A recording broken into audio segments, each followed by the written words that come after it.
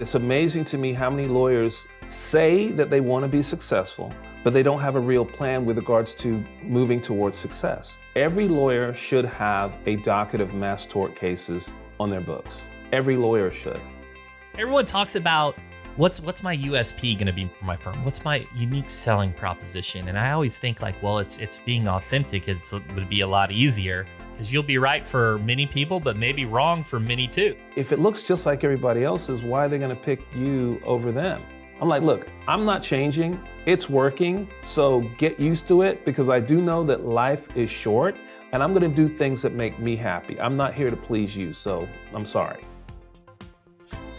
Welcome to Personal Injury Mastermind. I'm your host, Chris Dreyer, founder and CEO of Rankings.io, the legal marketing company the best firms hire when they want the rankings, traffic, and cases other law firm marketing agencies can't deliver. Each week, you get insights and wisdom from some of the best in the industry. Hit that follow button so that you never miss an episode. All right, let's dive in. Darren Miller knows the struggles of building a firm from the ground up. He started his own practice in 2002 with just a $5,000 loan from his father. Through strategic hiring, engaging marketing, and focusing on his passion for helping clients, he has built his firm into a powerhouse. And when I say powerhouse, I mean it. When we spoke, he had 63,000 active clients. Darren learned through trial and error. Today, he shares the hard-earned wisdom he gained from the past 2 decades. To help your practice run smoother and grow stronger, he explains the importance of delegating tasks early on so you can spend time on high-dollar activities, how to get started in mass tort cases, from investing to avoiding dual rep conflicts, and his unapologetic approach to personal branding. Here's Darren Miller, owner at D. Miller & Associates. I was born in London, England, and so I can tell you very specifically, 1979, I know I'm dating myself, but back in London, I watched a lot of American television. Back then, there was very few TV shows, and I was always just interested in American lawyers and how much respect they had and the things they did for their clients. I was 10 years old. I didn't even know exactly what they did, but I knew that's what I wanted to be. And quite frankly, I've been on the same course my entire life. That's amazing. And your firm has really grown. And I kind of want to talk about that journey. So you started in 2002 and you now serve clients all over Texas and even nationwide. So tell me about the firm when you started out. What were some of the early things you were doing to land cases? The early things we were doing to land cases, man, we were doing anything to pay the bills. I started with nothing. My father let me borrow $5,000 and I just had a dream of kind of building my own thing. And I just knew I was going to stay broke, quite frankly, until I figured out the right way to build it up from the bottom up. And so I would take any court appointments, a criminal, whatever came in the door. I said, look, this is what we're going to do to kind of get things going. And fairly early along, I kind of figured out, hey, this personal injury thing, I was pretty good at it. I liked it. And I said, okay, after messing around with some family law, criminal law, all that stuff, personal injury became the basis. And that's what we started to build on. And along the way, you've really made some key hires and you built an amazing team. And, so about when was the time that you brought on the managing partner, Ramesh, and how has that impacted the firm? One of the things that I figured out, Chris, fairly early was there's only so many hours in the day. You can't do everything yourself. So you've got to have a decent support staff. I got a couple of young ladies that are still with me, Marcella and Betsy. They've been with me 17 years, 19 years. They started part-time, me paying them minimum wage. I spent a lot of time kind of teaching them, showing them what personal injury is all about. Because again, I'll be very honest with you, they came with limited education because I could not afford to pay people who had education. But one of the things I figured out early, Chris, was that if I teach these people, this is how we lead, this is how we teach, this is how we do, then I can leave these guys in the office to go take care of the basic tasks while I'm out there shaking hands, making other relationships. Because even now, one of the big things that I see, most of my colleagues, they're constrained by the fact that, gosh, I've got to manage this and I've got to do this and I've got to do all these things, and they have to do them themselves. If you can delegate it to people in your office that you can trust, then it allows your mind to think and do other things and create other opportunities for yourself. And speaking of that, so and the time and focusing on what you do best and what you enjoy doing, right? When you enjoy it, it gets you energy to get out maybe that Saturday or that early morning call, maybe you jump out of bed. What is it? What are, your high value activities? How has that changed and allowed you to really excel at what you love to do? One of the things I see when a lot of lawyers, they start making some money, they start, bringing in, decent sized accounts or new clients or whatnot, they lose the factors that got them there in the first place, which is you need to be beholden to the clients. You need to serve their interests. And so the same things that I started with 20 years ago is what I'm doing today. I have what's called a weekend call list where, hey, client, here's my number. Call me, get in touch with me. I reach out to my clients. I let them know this is D. Miller. Text me if you've got a problem. I want to be your lawyer, not just for this case, but for anything and everything you've got. Call me. I want that phone ringing. And I see a lot of lawyers kind of lose that as they move forward. That's the lifeblood. I love being able to assist people, to provide them direction and let them know, hey, there's going to be hope for you and we're going to help you. And so I still have that hunger, even though I don't do it to every client, Chris. I mean, now we have 63,000 clients. But I at least every weekend, I'm talking to people, I'm creating that energy. And if it starts at the top, if I'm doing it, then everyone in the organization also has to do it also. Again, that trickle down effect, your values comes from the top and you're hiring those people and getting rid of the ones that don't have the values. Exactly. You mentioned briefly, about torts, right? And we had this initial conversation before we got started about PI attorneys, personal injury attorneys, maybe diversifying and maybe investing in torts. And I have a lot of questions, and I'll kind of represent the standard PI attorney here doing a lot of auto accidents.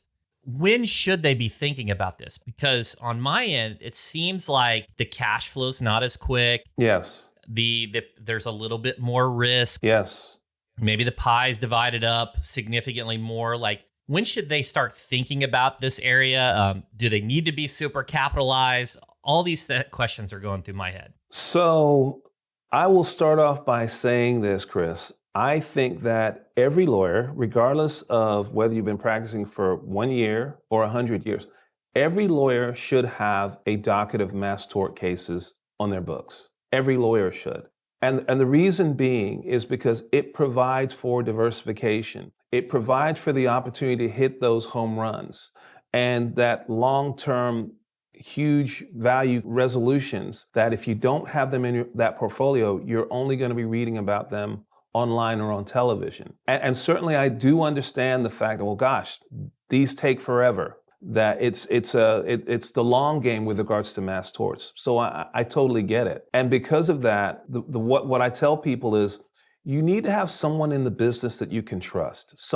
Because I see, quite frankly, a lot of dumb money going into mass torts, whereas, oh gosh, look, this case just settled for a $2 billion, so let me get in there. If you're not getting it in at the right price, if you're not with the right lawyers, there's a lot that goes along with it. So you also have to have someone in the business that can kind of steer you in the right direction, who can provide you guidance, because there's a lot of dumb money that comes into the space because you're getting a piece of something that you really don't know that much about. And I can say that because I've made all the mistakes. I've put money in the wrong places. I've associated with the wrong lawyers. I've taken the wrong risks. And so one of the things that I do is I help lawyers kind of consult on, hey, here's what I'm doing. Here's my portfolio. Let me suggest to you what you think you should do, and then learn that knowledge and then go do it yourself. So every lawyer should absolutely diversify just a little bit into mass torts. One of my questions is about that diversification, even in the torts itself, right? So you've got some that have the good science, right? The AFFF. And then it's kind of like a coin flip. So are you managing it kind of like a portfolio, like a stock portfolio, or like, hey, here's the science is really good. This one, maybe it's an asynchronous bet. Like, hey, maybe Tylenol goes great. Maybe it's going to hit all those factors. Like, how do you approach it? Because it seems like the case acquisition costs, especially once they get started, I guess they'll significantly increase after the science. How do you approach like the diversification of the torts even themselves? Okay, so I've got two answers with regards to that. The first is I've got kind of a 90-10 strategy with regards to approaching investment into mass torts. And what that basically means, let's just say, for example, okay, my budget for this year is $2 million to invest in in the case acquisition process. Whether you're talking about personal injury, whether you're talking about criminal, whether you're talking about mass torts. $2 million is that budget number. Then basically what I'm suggesting is take 90% of that money and put it into your core business to make sure you continue to do what you're doing, making your money, making sure everything goes the way that it needs to. You take that 10%, the $200,000, and okay, great. Here's money I can put towards some risky ventures, the mass tort type things of that nature. That way, if the $200,000 does go to crap, you can still fall back on what you've got as related to your core business, and you're going to be reasonably okay. Just from a bigger perspective, I absolutely adhere to what you talked about, Chris. The stock market portfolio approach to this matter, which means I get some of this and some of this and some of this. Right now, I have about 17 different dockets of cases that I'm working on, which I know the normal person, hey man, I don't have the money to do this. I totally understand. And that's why, for example, you would get with someone like myself right now to say, hey, AFFF is a great one to get into. I think hair relaxers is a nice one to get involved in. And also right now, it's the sex abuse cases. Sex abuse cases, I've got over 5,000 sex abuse cases nationwide. You have to be involved in these cases just because they're going to resolve, and they're going to resolve for a lot of money. Yeah, incredible. Let me ask you this. On the dual rep side. So I've seen and heard about like the Camp Lejeune, a lot of dual reps versus maybe the AFFF that's not as common. Are there certain strategies that you know when you're paying so much to acquire a case, whatever means it is, whether it's actually paying the case or ads or originated it organic or what have you, is that a real issue? Is that like a main issue you need to be concerned about? Or is it just not commensurate with the time and maybe the capital to put into that? Maybe it's, hey, spend the time for more acquisition, do your standard client service. I'm really curious on the dual rep side. That's a great question. And I just talked about this with I've got one of my attorneys, Rochelle Guyton. She's working on our Boy Scout docket. And we have about 3,000 of those cases. And as you know, that docket just settled for a little under $3 billion just fairly recently. And so we're dealing with that issue right now. Dual rep is a big issue. I want to suggest to you that of our docket, I think there's about 4% of our cases where we're dealing with those dual rep kind of concerns. So one of the things that we've kind of learned, along the way is you've got to get the cases from sources that you trust, right? And so now, while I do a lot of social media and kind of self-engineering with regards to producing with my own marketing company internally, to really compete and to get the kind of cases, the quantity of cases that I want, I do use certain sources. And so one of the questions I ask them is, where are they getting their cases from? Who are they dealing with? These leads that come in, do they come in only to me? So you've got to trust your lead sources, right? And then the second thing that I think is really important is that once you sign that case with that client, because sometimes you just don't know, there's not much you can do about it, you have to be sure that you're speaking with your client, you're contacting your client, you're speaking with them on a consistent basis to make sure, hey, okay, I'm here. You don't have to go sign with someone else because we're here, we're contacting you. Here's a newsletter, here's a phone call, here's a Zoom call that we're gonna have so that they know that they're engaged. Because a lot of them, Chris, they get frustrated. They haven't heard from you for 6 months. Well, shoot, hey, this guy on the television, says he's gonna get his clients this amount. Let me call him and sign with him. So you have issues like that arise all the time, unfortunately. Darren's website stands out by embracing his love of comic book heroes, which I highly recommend you check out in the show notes. This kind of unique, authentic marketing sets him apart, but his marketing didn't always stand out. As firms grow, marketing strategies should evolve too. When I first started, I wanted to be like some of these kind of iconic firms that have been doing this for 20 years, that have done billions of dollars in settlements. And I want my systems to reflect theirs with regards to the results, with regards to these nice traditional type firms. And then, my wife told me one day after I'd spent, $5,000 putting a site together, she's like, Darren, that looks really nice, but it looks just like everybody else's. And I'm like, oh boy.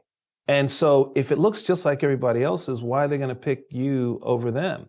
And so one of the things that I figured out, Chris, is that you need to embrace your differences and do something that I think reflects who you are and most importantly, set you aside from everybody else. Because look, while I'm a 50-year-old old guy with 4 kids and all that, I'm still a kid at heart. And I love the superhero movies. I love the Marvel universe and DC. And so I want people to know who I really am. Because after you get to know me, although I'm going to try and kick ass for you in the courtroom, I want to watch a good movie and have fun with you also. And so that's kind of the identity that I've chosen for myself. Now, I can tell you some of my lawyers that are in the practice of litigation. Oh, I see your lawyer up there. I see your boss and he's doing this. Really? Did you settle a case for $124 million? Oh, okay. Well, so I'm like, look, I'm not changing. It's working. So get used to it, because I do know that life is short and I'm going to do things that make me happy. I'm not here to please you. So I'm sorry.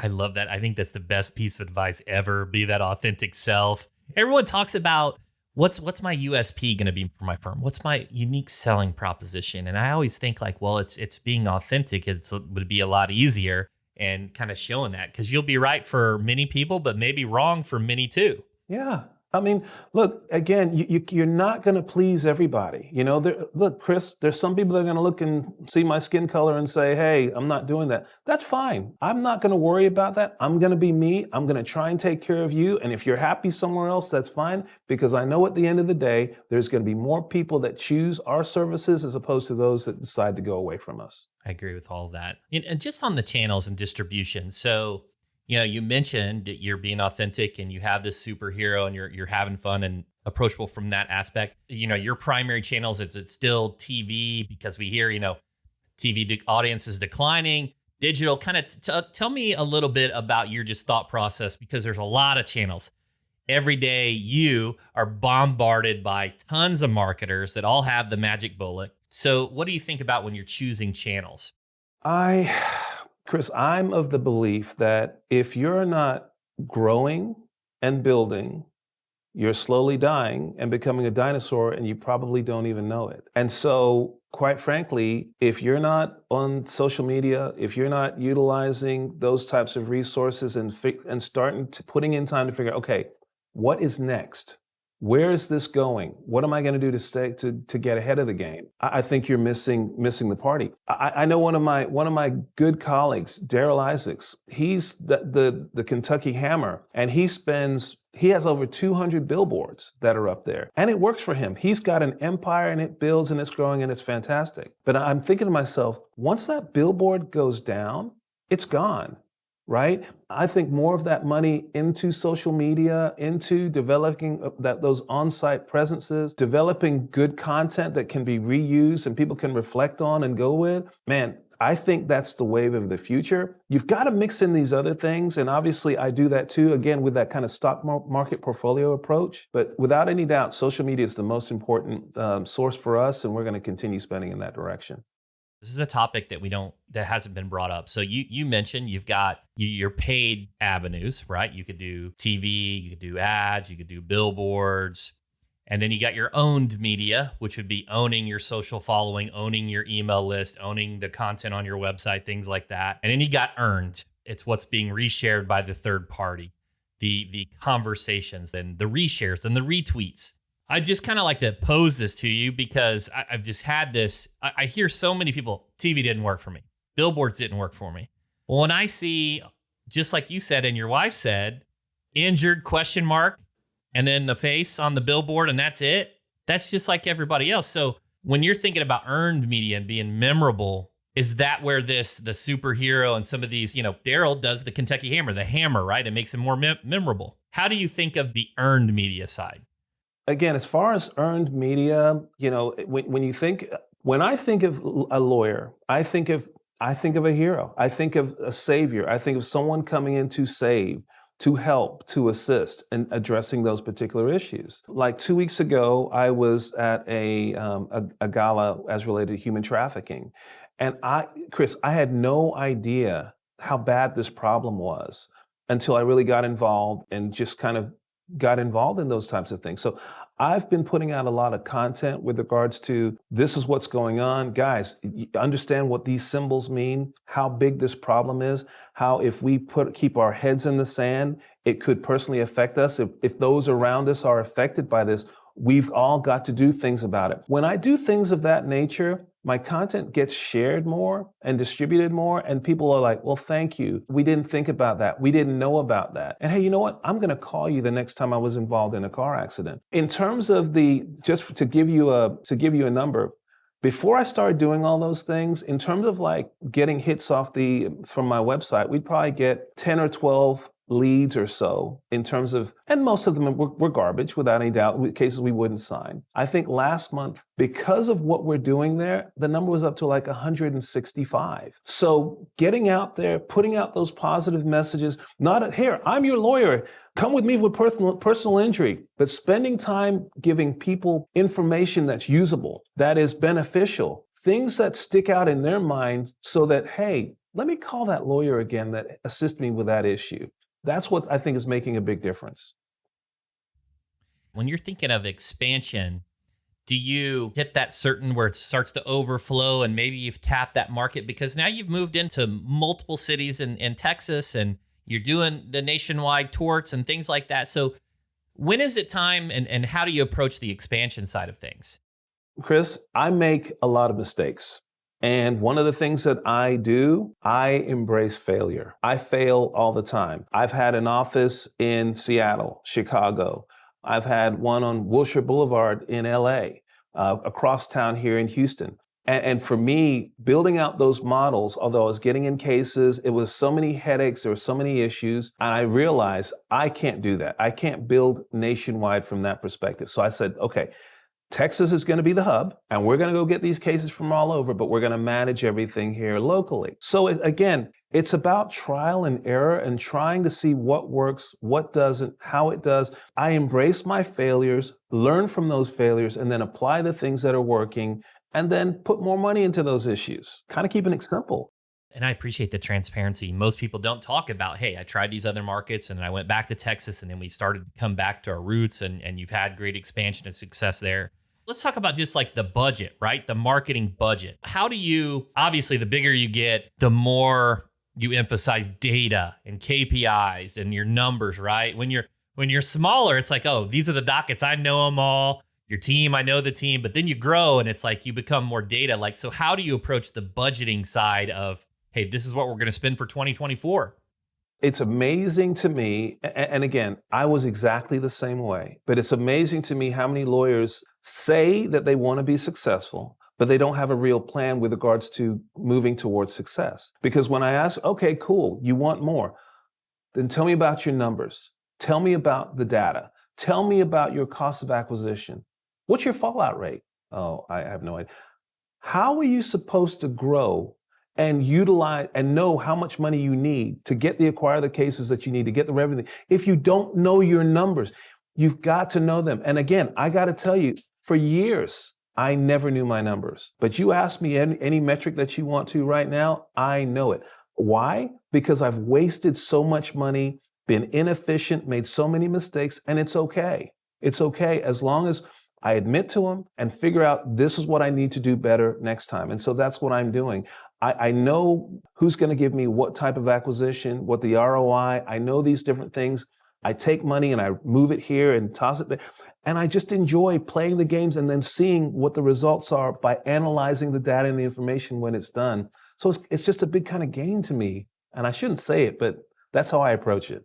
Yeah, that's exactly how I approach it too. I was having a conversation with an attorney earlier today, and it's like, well, what's your hobbies? I'm like, business is my hobby. You know, it's like I like sports, of course, but I'm not really a gamer because this is you're playing the game, and I think it's just so odd to me. Like all of us have heard Shark Tank and seen maybe a snippet of it, but many individuals don't know what their numbers are, how much they're paying to acquire a case, and then, well, how do you even make a decision on which channel to reinvest more in or which direction to go? Because you're basically shooting blind. You know, so just one final question, where can our audience go to connect with you and learn more? You can call me on my cell phone number, the 832-309-3686 number. My law firm, dmillerlaw.com is our website. This is interesting, on YouTube just contacted me and said, hey, Darren, you're now monetized, and now we're going to start paying you for doing what you do. It's just you can create these different revenue streams without even kind of trying, and it's like you just have to get creative and do things differently, and what's going to get attention, and how can I do something that's going to connect with people. So that's just another way. Our Instagram at dmillerlaw.com, and then of course Facebook, D Miller Law, D Miller and Associates. So I love talking to people. I love helping to educate, assist, share information, because Chris, even as I'm talking to you, I'm learning from you. So anyone who wants to talk, discuss these things, I'd be glad to share, and let's learn from each other. Thanks so much to Darren for sharing his wisdom today. Let's hit the takeaways. Time for the pinpoints. Delegate responsibilities as soon as possible. Hire key positions early so that you can focus on those high-value tasks, and only hire the talent you can afford. Getting the right people in the seats doesn't always mean spending top dollar. If you have a limited budget, look for soft skills that align with your vision and values. You can always train up individuals who are a good cultural fit. I got a couple of young ladies that they're still with me, Marcella and Betsy. They've been with me 17 years, 19 years. I spent a lot of time kind of teaching them. If I teach these people, then I can leave these guys in the office to go take care of the basic tasks while I'm out there shaking hands, making other relationships. Talk it out. Dual reps can cut into your bottom line in a big way. Get ahead of potential conflicts by communicating with your clients. For example, Darren represents 3,000 people in the Boy Scouts docket. 120 of those cases may be represented by other firms. That could be a substantial loss. While some overlap is unavoidable, let your client know that you've got them. If they don't hear from you often, they may sign with someone else. Darren suggests a proactive approach. You have to be sure that you're speaking with your client on a consistent basis to make sure, hey, okay, I'm here. Here's a phone call. Here's a Zoom call. You don't have to go sign with someone else. People buy from people. I know the saying is old, but it is stuck around for a reason, and it's true. What better way to let people know who you are than by sharing what you enjoy? Darren embraces his hobbies and uses them as a basis for his marketing because he wants people to know who he really is. This kind of unapologetic personal branding helps you connect with your ideal clients. It's more memorable and relatable than generic law firm marketing. Be confident in showing who you really are. I'm a 50-year-old guy with 4 kids and all that. I'm still a kid at heart. And I love the superhero movies. I love the Marvel universe and DC. I want people to know who I really am. Because after you get to know me, although I'm going to try and kick ass for you in the courtroom, I want to watch a good movie and have fun with you also. And so that's kind of the identity that I've chosen for myself. For more information about Darren Miller, check out the show notes. While you're there, please hit that follow button so you never miss an episode of Personal Injury Mastermind with me, Chris Stryer, founder and CEO of Rankings.io. All right, everybody, thanks for hanging out. See you next time. I'm out.